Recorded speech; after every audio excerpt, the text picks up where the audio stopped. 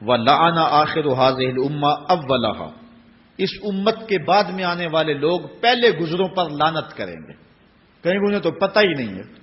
پاکستان کے اندر باقاعدہ آرٹیکل چھپے اخبارات میں کہ محمد بن قاسم جو ہے وہ ڈاکو تھا، سلطان محمود غزنوی لٹیرا تھا.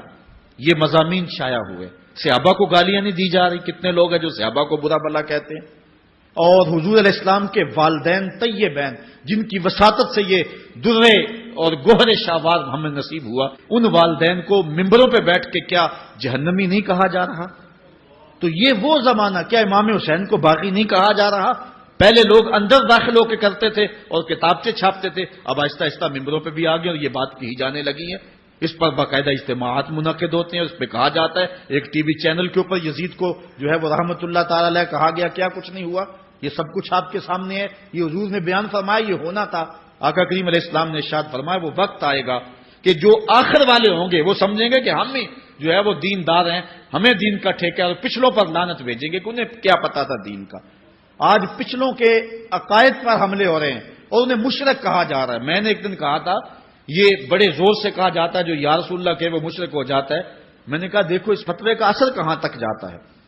حضور علیہ السلام کے سارے صحابی آقا کریم علیہ السلام کی موجودگی کے اندر بھی، اور پھر دیکھیے مسلمہ کذاب کے مقابلے میں جو جنگ لڑی گئی، اس جنگ کے اندر حضرت خالد بن ولید نے لکھا کہ کافر بھی اللہ اکبر کا نعرہ لگاتے ہیں، ہم بھی اللہ اکبر کا نعرہ لگاتے ہیں، فرق ہی نہیں معلوم ہوتا اپنا کون سا ہے اور بیگانہ کون سا ہے.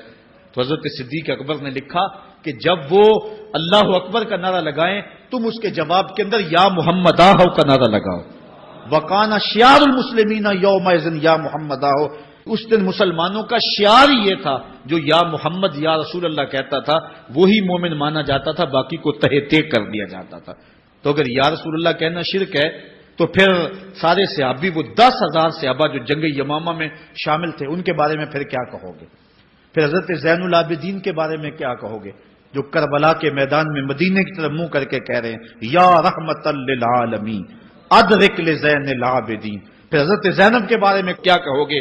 یا محمد آہو یا محمد آہو ھذا حسین مزمل بالدماء، جو کربلا میں کھڑا ہو کے کہہ رہی ہیں اے میرے نانا حضور، اے محمد عربی، آپ کے حسین کو دیکھو خون میں نہا گیا ہوا ہے.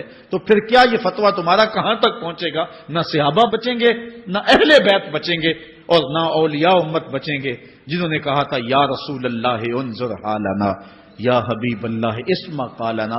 تو یہ قیامت کی نشانیاں ہیں کہ اگلے جو ہیں وہ پچھلوں پر لعنتیں بھیجیں گے، ان کو برا بلا کہیں گے. صحابہ کو گالیاں، اہل بیت کو گالیاں، نواسب میں کیا کچھ نہیں کیا ہے. اور آج بھی جو دنیا کے اوپر ناسبی ہیں وہ اہل بیت کے بارے میں کیا کیا زبان استعمال نہیں کرتے، حضور کے والدین کے بارے کیا کچھ نہیں کہا جاتا. تو یہ سب کچھ ہونے والا ہے جو حضور علیہ السلام نے بیان کیا، کچھ ہو رہا ہے اور کچھ تم دیکھو گے اپنی آنکھوں کے سامنے.